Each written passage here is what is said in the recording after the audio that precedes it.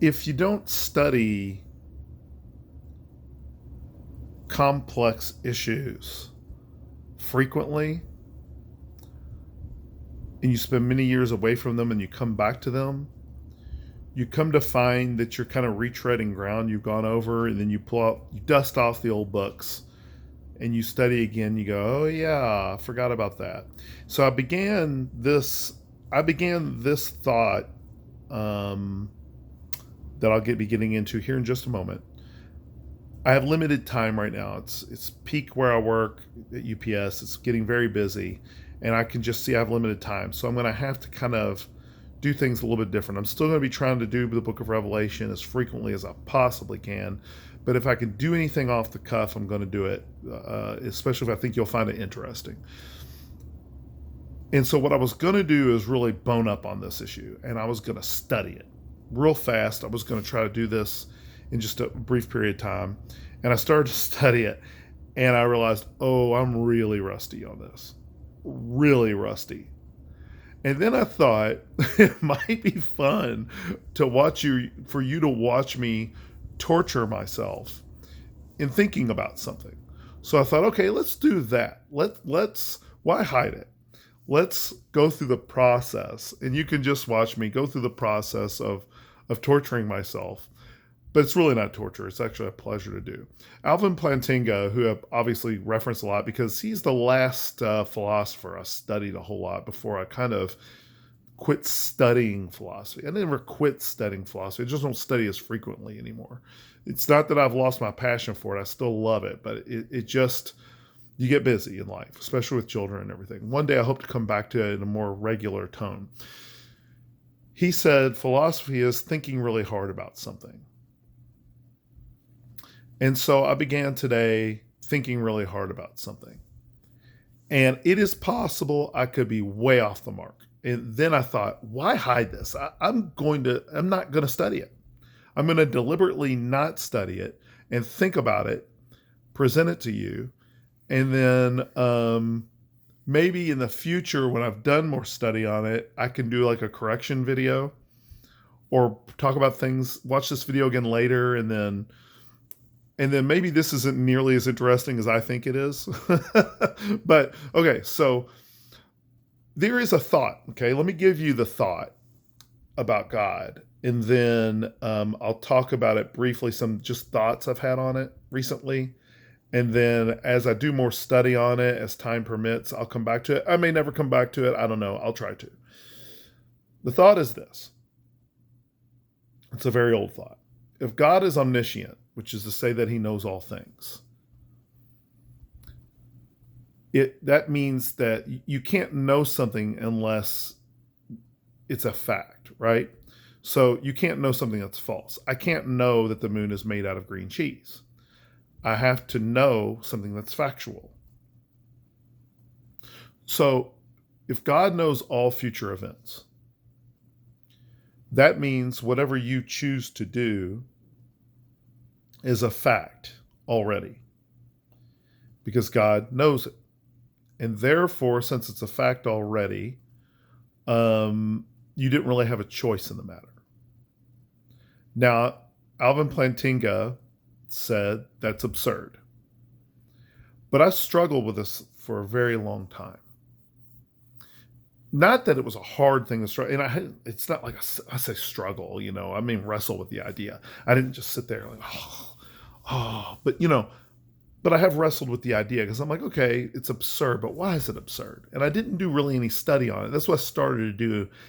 And in the book No One Like Him, I have it sitting around over here. I want to give the author credit. It's a really good text. But John S. Feinberg, really good book. He has a big chapter on this. And I was on this issue, and I was like, I'm not going to study this. I'm going to come back to it later and see where my assumptions may have been off and refine my thoughts on it. And that's what you do. To do philosophy, you have to or theology. You have to really try to be creative, and you have to be wrong. You have to be willing to be wrong. Okay?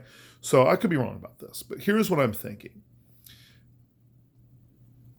There are plenty we could be said that, so if it's absurd that God has to know things that are factual, and those things can be facts about future choices or things you think are choices that you make, they have to come to pass, right? And so since they have to come to pass, that makes it, what God knows, and therefore you didn't have a choice in the matter.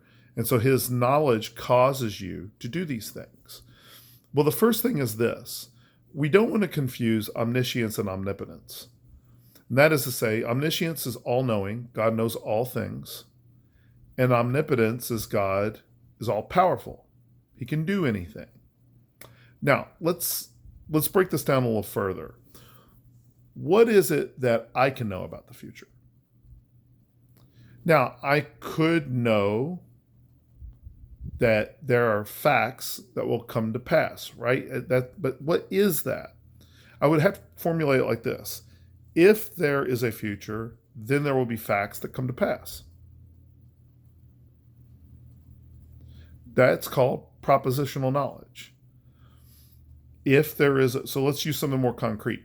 If there is a future, if there is a tomorrow, there will be a sunrise. So that's propositional knowledge. That is a fact. It hasn't come to pass yet, but it is a fact. Now, here's my question. Now, as limited as that is, it might be a better way of doing all this, but as limited as that is, did I cause that to be a fact by knowing it? I'm a mere human. I'm not omnipotent, and I'm not omniscient. But I know a proposition that if it comes to pass, even if it didn't come to pass, it would still be a fact, right? It would still be true. So, but I didn't cause it to happen. So I think what that clarifies, or what shows, is that just because God knows something doesn't mean that his knowledge is responsible for causing it. But here's where it gets really interesting. God is simple. He is not complex. That is to say, he is not composed of constituent parts. Rather, God is all of what he is at once. So, in other words, the idea that God is omniscient and omnipotent, those are two separate categories. In a sense, I'm already anthropomorphizing God, because I'm saying, well, God is omniscient, right? He's all-knowing, and he is omnipotent, but I'm separating something that isn't actually separate. These are two facts about God that are true about God at all times. Applying temporal concepts to God is even a struggle.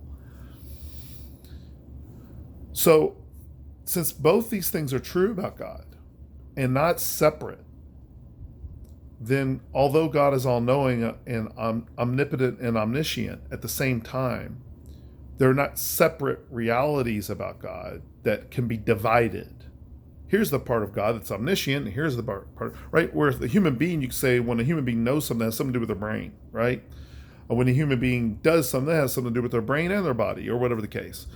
But with God, there is no components to identify. He's simple. Now, some have, I think William Lane Craig recently have some issues with this idea. I don't know. I'm not going to pretend like I know. All I know is from my education, what I know so far, I wouldn't dare to say that God has components. But there could be flaws with that idea. I'm not sure.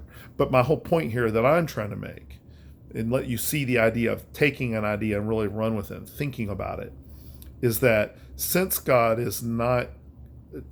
potentially doesn't have these individual components, I am taking a fact and applying it as knowledge, even though God is all powerful as well as all knowing.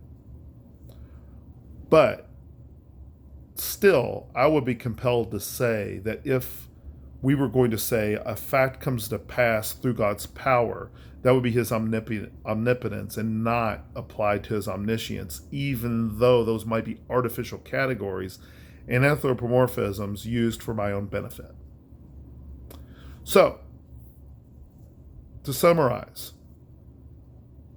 just because God knows future facts doesn't mean his knowledge, even though it's not necessarily a separate reality about God, just because he's omniscient doesn't mean his knowledge caused it to come to pass. His omnipotence may have, but his omniscience would not have. And yet they're not entirely. Now, what do theologians call this? Well, they call it holding things in tension. What's that mean? It means paradox. It means things. Now, it could be the theologians that have this down that could come in here, swoop in and go, no, Travis, here's what you need to know. And I'm going to find that out when I read more of what Feinberg has to say. But these are just my thoughts on it right now. Now, just to make it clear, there are some notions about God's knowledge that God not only knows, this is called modal logic, where God not only knows what is true, but is what is potentially true. And what's that mean? Well, essentially it means this.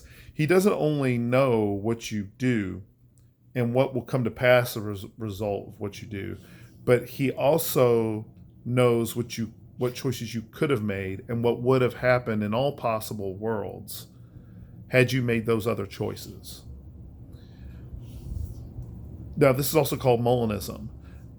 I'm not arguing for or against, although it does seem to be a handy apparatus to ensure we have free will, which seems kind of strange to me. But that's just my own initial thoughts on that. I think it's a little strange. It seems like a convention to allow for free will or something along those lines. But whatever the case, just to put my cards on the table, I just don't think I'm at a point in my life where I just don't think free will is that important of an issue.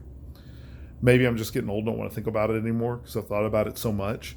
But I've just kind of come to the conclusion if God really wanted us to have some solid doctrine on this, we would kind of know it by now. The Bible would be very clear about some of these things. I'm not saying it's a waste of time to consider. I'm saying that's kind of where I am right now. All right. I hope to come back to this at a future date. And I hope this was interesting and good food for thought.